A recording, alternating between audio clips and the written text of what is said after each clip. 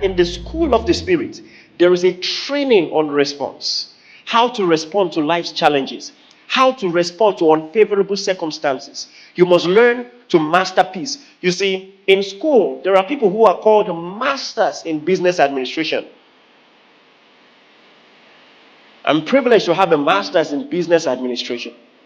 There are people who are called masters in engineering. There are people who are called masters in law. You can be a master in the subject of peace. You can get better in your response. You can learn to govern your emotions. You can become more fluent in the language of faith. That even in tough circumstances, your conviction, your response remains unshaken, unperturbed. Let me tell you something. One of the most powerful things in the entire earthly ministry of Jesus is the least talked about. Is the fact that as he was going to the cross, oh my God, picture it. He was on his way to the cross. I know he had not been crucified yet, but think about it. Not only had he been beaten, in fact, beaten is not the word. You're not going to get the right picture when you say they beat Jesus. You think about what they did to you in secondary school. He was scourged.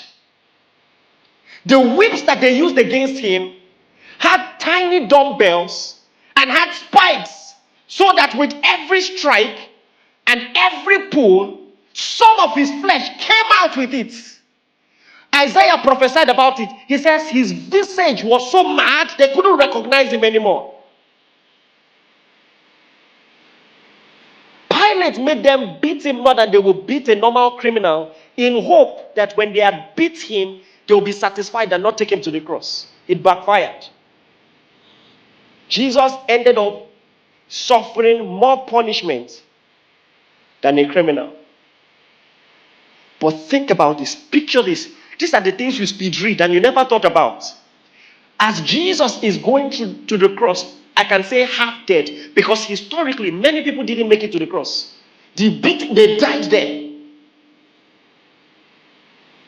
And as he's going to the cross, you know those things that you read that you never paid attention to. He's talking to the women. Women, don't weep for me, weep for yourself. In that condition, you are thinking about others in that condition.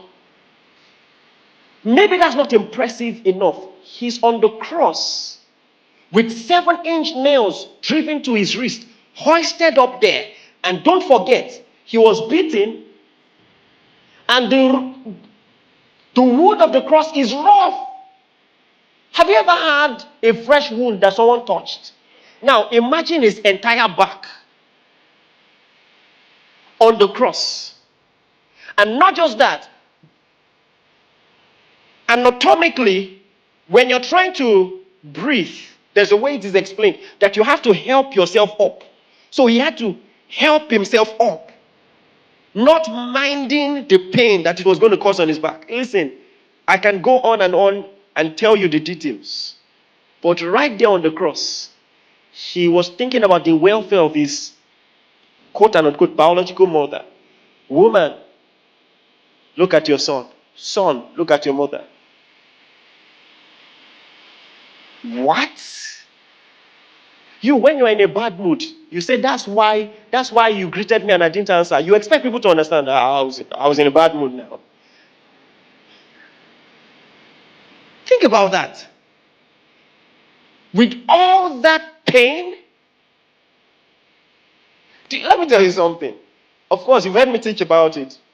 When he said, my Lord, why have you forsaken me? He was actually quoting a psalm. You've heard me teach on that, right? But let me tell you, even if it is part of the plan, movie plots, that they say, okay, when you get to the cross, and then you are hanging on the cross, you will recite these lines.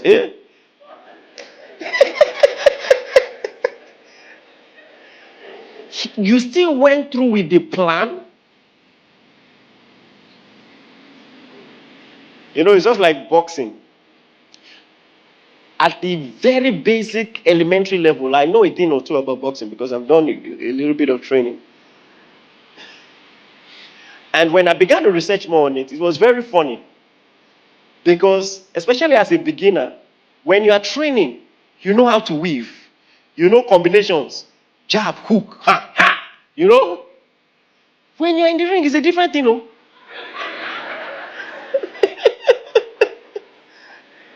You know?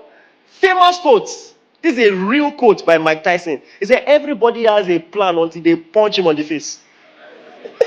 You will forget. You think it's a joke that a professional boxer forgot trainer beat someone's ear? You think it's a joke? You have not seen frustration. Forget training, it's all bite time for you. What? I hope you know what I'm saying happened.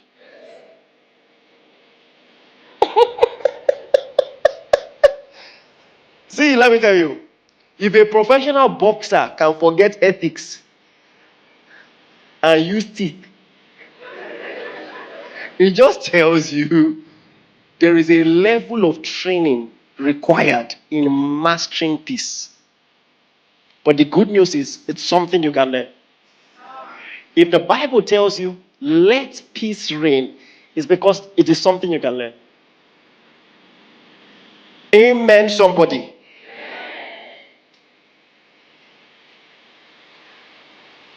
Even men of the senses, they learn to master peace. When, when, when astronauts were going to be sent to the moon, amongst all the trainings that they received, the technical know-how and all the repetitive rehearsals that they had, one of the trainings that they received back to back was handling stress. It was part of the program.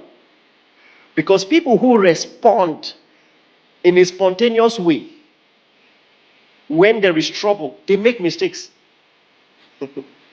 And there are some jobs that you have, you are not allowed to respond in a particular way. Are you listening to me? You must learn to move beyond just your normal triggered response as a professional. I know it's easier said than done, but you can learn. When a deer sees that someone is trying to come and get it, the normal triggered response, the thing that, the brain of the deer tells the deer, run. And so many times the deer will just run and run into the road, not considering that cars are coming. Have you seen any video like that?